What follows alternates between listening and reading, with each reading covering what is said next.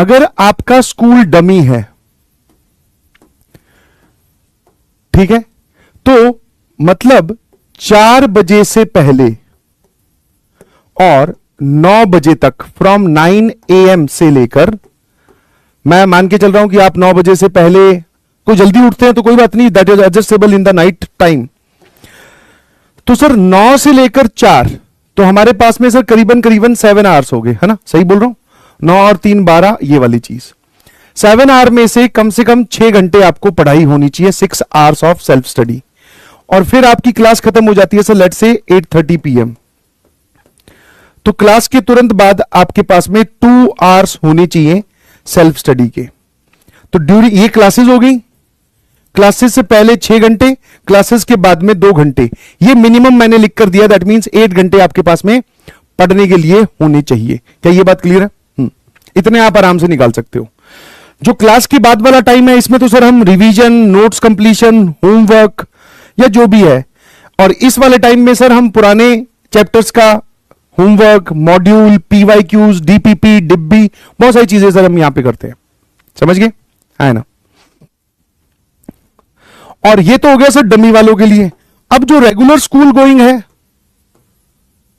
Regular school going है, ठीक है, तो मैं ऐसा मान के चल रहा हूं कि आप लोग 2:30 पर स्कूल से आते होंगे, ठीक है, या 3 बजे भी कोई आता होगा, तो मैं सुबह वाला सारा टाइम 7 बजे से लेकर 2:30 वाला स्कूल लिख दे रहा हूं।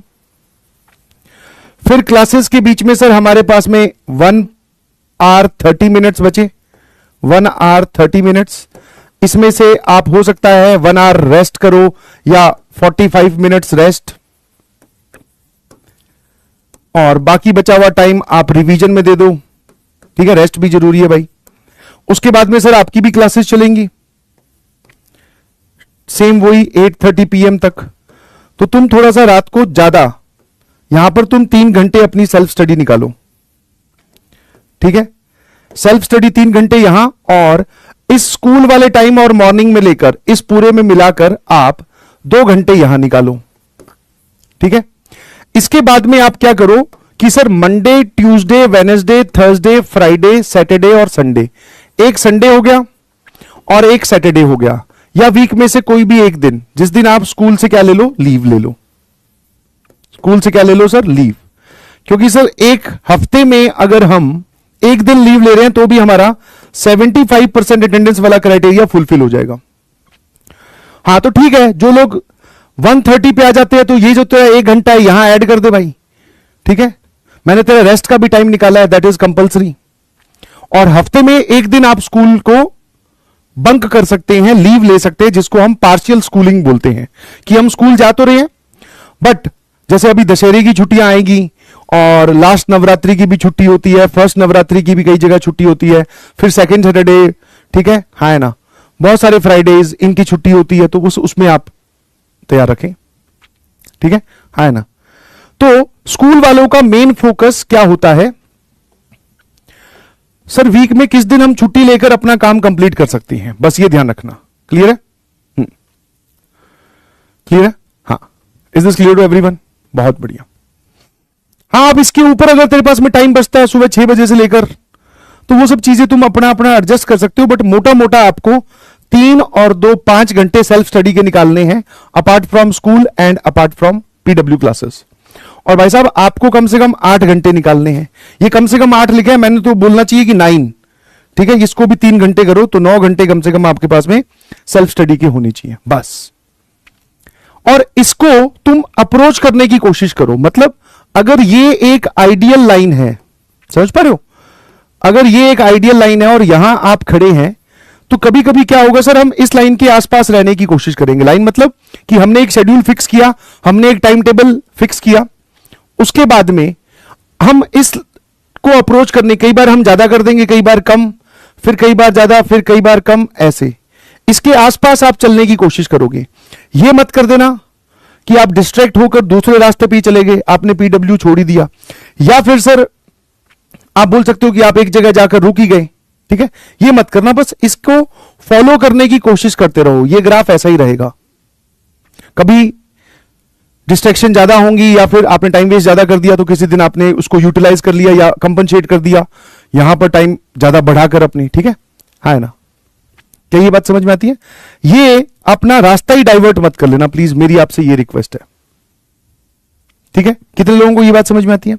अब रही बात पीडब्ल्यू हॉलीडेज की, तो आपको आई बिलीव दशहरा की एक छुट्टी मिलेगी, एक हॉलीडे वहां मिलेगी, और दिवाली की शायद 4 दिन की या 3 दिन की होगी।